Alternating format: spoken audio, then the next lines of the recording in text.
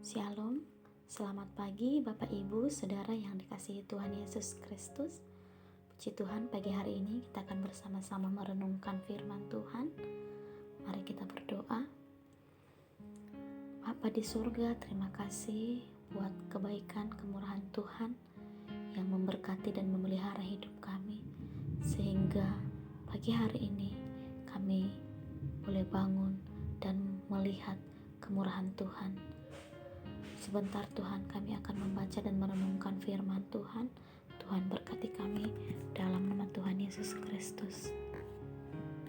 Amin. Bapak Ibu Saudara, firman Tuhan bagi kita dari 3 Yohanes 1 ayat 5-6 dengan tema hidup yang berdampak. Demikian firman Tuhan.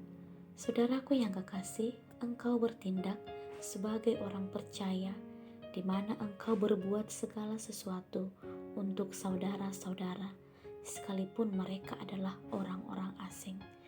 Mereka telah memberi kesaksian di hadapan jemaat tentang kasih-Mu.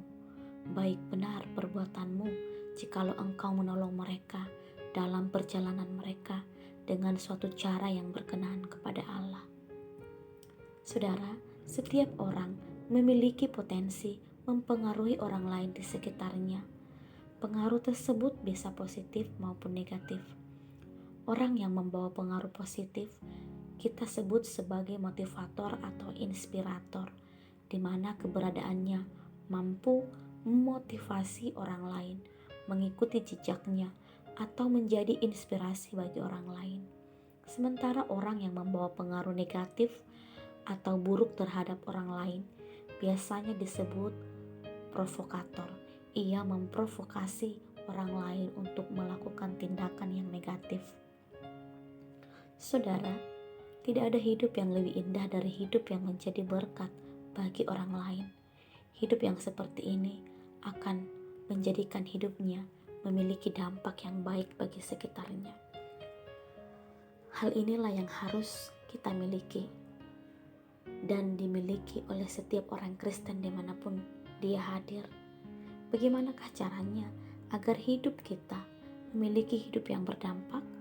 Dalam ayat 5 berkata, saudaraku yang kekasih, engkau bertindak sebagai orang percaya, di mana engkau berbuat segala sesuatu untuk saudara-saudara, sekalipun mereka adalah orang-orang asing.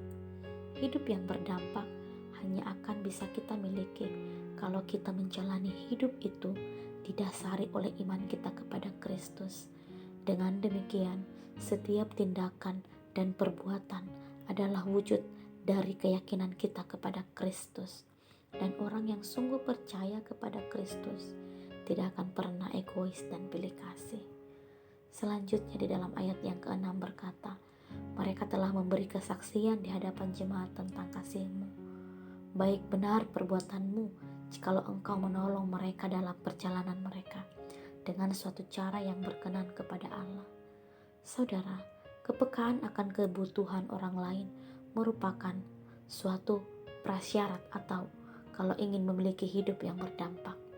Di tengah-tengah dunia yang egois sekarang ini, mungkin sangat sulit mencari orang yang memiliki hidup yang peduli terhadap kebutuhan orang lain.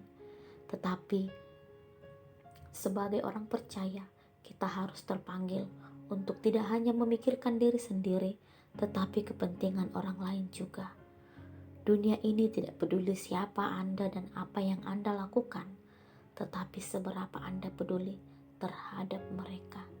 Saudaraku yang kekasih, engkau bertindak sebagai orang percaya, di mana engkau berbuat segala sesuatu untuk saudara-saudara, sekalipun mereka adalah orang-orang asing dalam ayat yang kelima. Ketulusan adalah syarat dari hidup yang berdampak. Ketulusan dimulai dari kesediaan untuk dipakai oleh Allah melayaninya.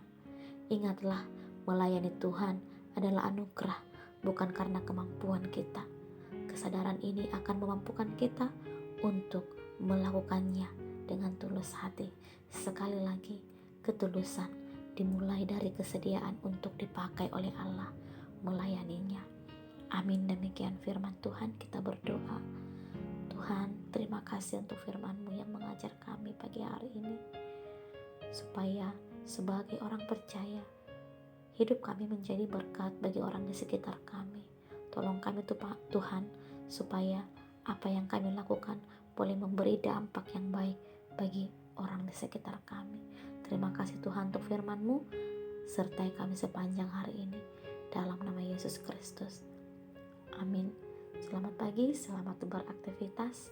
Tuhan Yesus Kristus memberkati kita.